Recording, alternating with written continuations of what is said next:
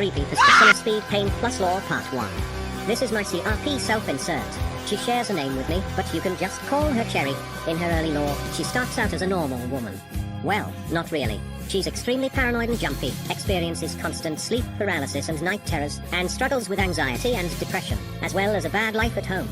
She's quite quirky, she's very into horror and enjoys experiencing pain, and even filed down her own canines to make them look like fangs. She's the black sheep of her family, a reserved and quiet artist that goes against her family's views. I won't dwell too much on her home life. Anyways, if it wasn't obvious, she's got slender sickness. Of course, she doesn't know that. She also doesn't know that she's a sleeper proxy that goes out at night to do tasks under Slenderman's influence. She's got one friend, Oliver, who she's very close to, and who also struggles with the horrors. However, after Oliver begins to isolate himself from Cherry and becomes obsessed with finding out more about the odd phenomenons that are the creepypastas, Cherry is left alone. Alone in her extremely unstable state. That is, until she finds a strange box left on her doorstep.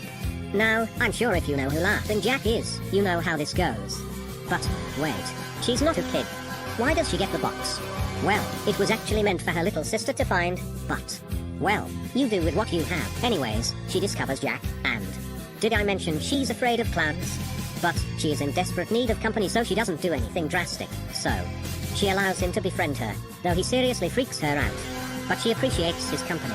Weeks go by, and Jack decides it's time to put on one last show for his friend and go in for the kill while she's asleep at night, and is surprised to find that she isn't sleeping, but mindlessly wandering out of her home, completely ignoring his presence. Curiously, he follows her, and watches as she goes out and stalks and does other weird shit. Then it clicks in Jack's head. She's one of Slenderman's sleepers.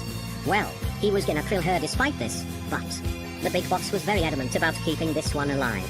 So, instead, he gets another idea, and decides to take his new playmate back to Slender Mansion, where she would eventually wake and find herself in what would soon be her new home. More about her as a proxy in Part 2.